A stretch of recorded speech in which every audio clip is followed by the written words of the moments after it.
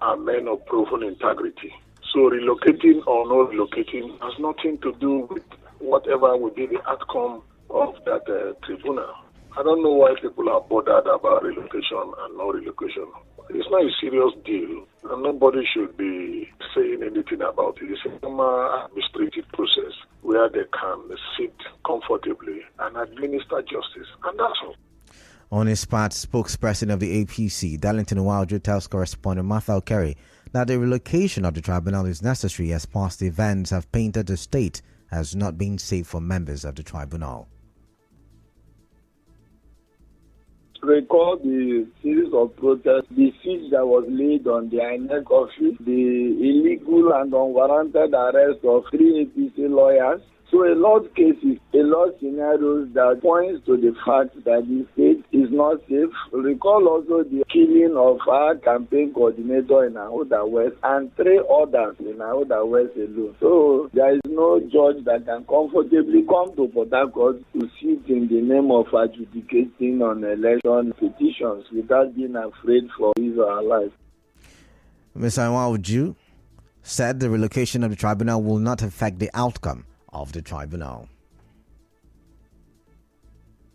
How can the location of the tribunal decide or determine who wins at the end of the day? It is the fact that you present. It is the case that the lawyers have to make that will decide either way where the justice should go. What is important is that justice should be done to the parties involved and indeed to the society. The main focus for me is that we end up deepening democracy. As you may know, the election petition tribunal sitting in Port Harcourt has been moved from Rivers State to Abuja. This comes more than 2 weeks after the tribunal started sitting at the Rivers State Judiciary Complex in Port Harcourt. The tribunal has received 76 petitions from different political parties and candidates challenging the outcome of the elections won by the PDP.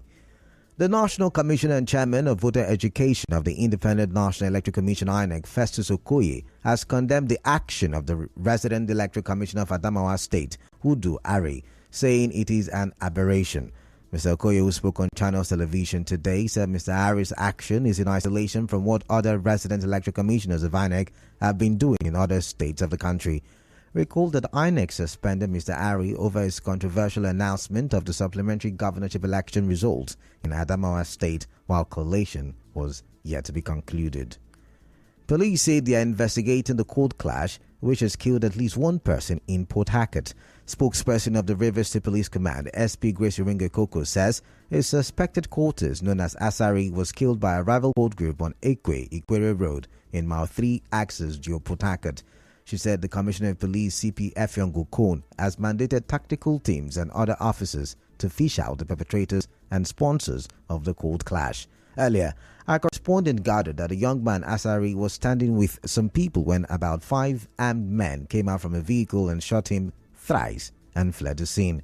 The Chief Security Officer of Impolu Oroworo Kumar 3 Diob under Diob Vigilante, Godstime Ihunwo, narrated how another set of gunmen later drove by and took away the body. At about 8 p.m. 19th, we had 2 gunshots at Ikwere Road by Ikwe Street opposite Bishop Okoye Street, and we quickly rushed down to the scene and saw a young man known and called Asari lying dead, and immediately we approached to the Bolu police station to tender our report. As we and the police were about coming back to inspect the corpse, we got a report that some unknown gunmen drove in with 1 Jetta and 1 Mazda 323 and made away with the corpse. I want to seize this opportunity to call on the general public to remain calm and go about their lawful activities, as the vigilante and the police is still on ground to restore sanity in the area. The killing is said to be linked to the reported supremacy war between 2 cult groups over illegal oil refining activities at Elechi Beach Axis, which led to sporadic shooting on Tuesday. A similar gangster clash was recorded in Ubeta community, Auda West Leko Caminera, which left some people dead. Meanwhile, the National Orientation Agency NOA in Rivers State has called on security agencies to redouble their efforts in tackling cultism and other social vices in the state. The State Director of NOA, Young Ayotamina, made the call while reacting to the recent cult activities in some parts of the state. He spoke to correspondent Emeka Otuka. Nobody knows from where they are getting these arms. It's for security organizations to work with the vigilante system, particularly the legitimate ones that are registered, and fish out these people and bring them to book. Youth should find themselves in meaningful activities as much as possible and away from such unlawful acts as pipeline vandalism and control over territory. They don't have any territory to control. The territory is the territory of the Rivers State government and the territory of the Federal Republic of Nigeria. No youth can arrogate any territory to himself. The NOA State Director said it is worrisome that some youths are opting for criminality as a means of survival. We are as worried as every other right-thinking and meaningful citizen of the state is. So to the youth that are doing this, you can't put something on nothing. People are saying that it's the issue of unemployment that has pushed them into this. Yes, there's unemployment, and there are also windows of self-employment. There are legitimate means of earning income. Why have they not explored such legitimate means of income? The avenues where they can actually tailor their strength. There are a lot of things to do. People coming to the state to do business here and tell you there is so much money on the streets of Port Harcourt. Let us leave this entitlement mentality. The NSCDC in Rivers State says the commanders arrested 6 suspects and impounded 24,000 litres of engine oil from the suspects after the anti-vandal team uncovered an illegal petroleum dealing site.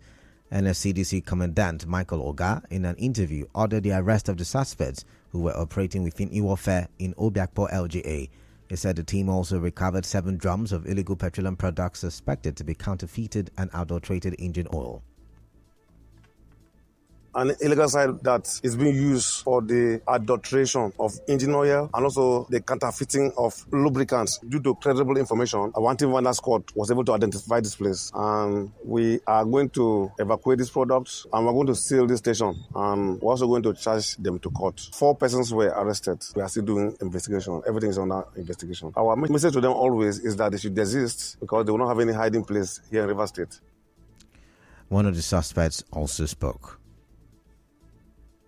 We are selling engine oil. I'm one of the sellers of the engine oil. No, we are not producing. We are buying and selling. The organ that arrested me yesterday said that he suspected the product that is fake. Actually, the station gave the license. I have not belonged. Since when they scatter Eco, that's where we are here. The distributor that used to supply us. The Department of State Services, DSS, has confirmed the arrest of 2 gunmen in Kano State allegedly transporting arms for a planned attack in a northern state. The DSS Public Relations Officer, Peter Afunai, in a statement yesterday night said the suspects were in possession of 2 AK-47 assault rifles, 2 empty AK-47 magazines, a red Boxer motorcycle, and a sack of yams in which the guns were concealed. Time for a quick break, but still ahead. Governor Wike assures of religious tolerance, freedom of worship in Rivers State. Stay tuned.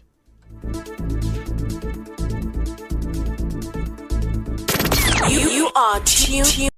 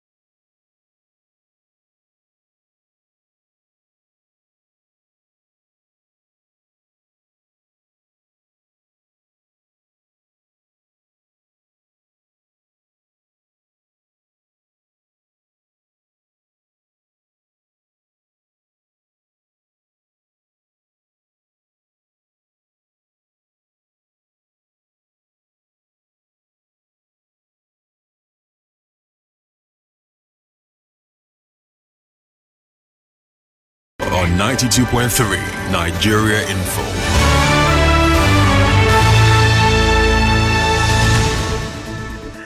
Thank you for staying tuned. Welcome back. Rivers State Governor Nyesom Wike has assured that his administration will continue to promote religious tolerance and the right environment for the freedom of worship in the state. Governor Wike said this in his Salam message while felicitating with Muslims on the successful completion of the Ramadan fast and the celebration of Eid al-Fitr. He called on all Nigerians to draw the lessons of love, justice, fairness, equity, peaceful coexistence with others from the teachings of the Holy Prophet all through the Ramadan period. In the same vein, the Rivers State Commissioner of Police, CP Okon Afeong, has assured of adequate security and safety of citizens during the Eid al-Fitr celebration in the state.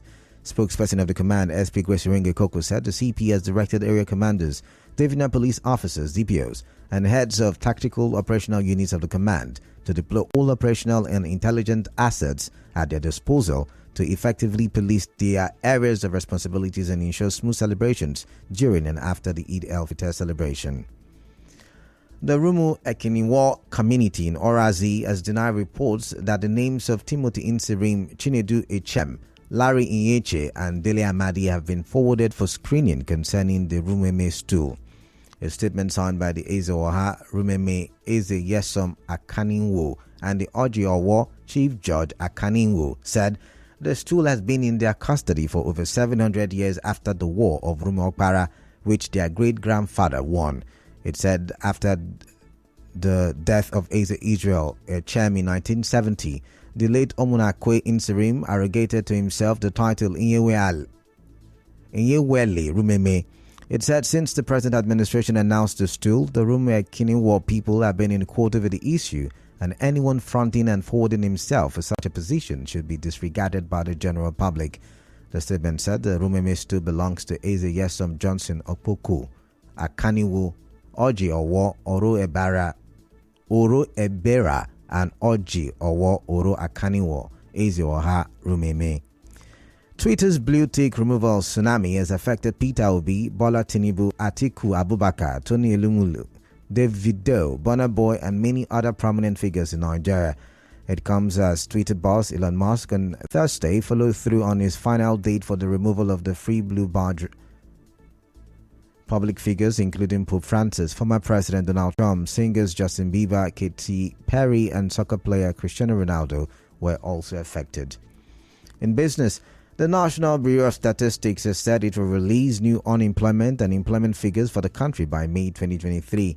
It made this known in a report titled Nigeria Labour Force Framework Redesign 2023.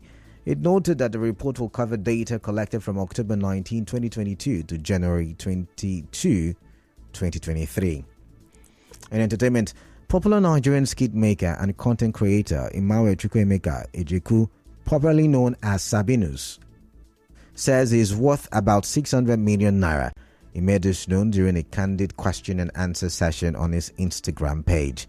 In sports, Manchester United boss Eric Ten Hag has slammed the side's poor performance against Sevilla in last night's 3-0 trouncing at the Ramon Sanchez Pizjuan Stadium. Ten Hag, in a post-match interview, was critical of his boys as he stated his team did not reach the standards expected of a world-class team. And now, we bring you news from around the world.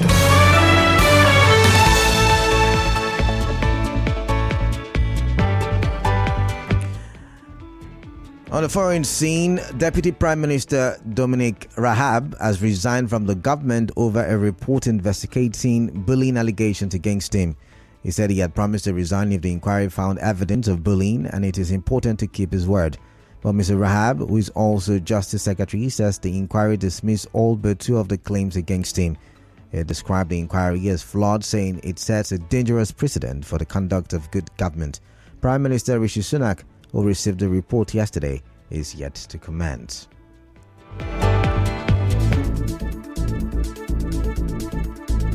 On the issue of the Election Petition Tribunal to Abuja, police in Rivers State have assured of adequate security as Muslims celebrate Eid al-Fitr. Governor Wike has assured residents of religious tolerance and freedom of worship in Rivers State.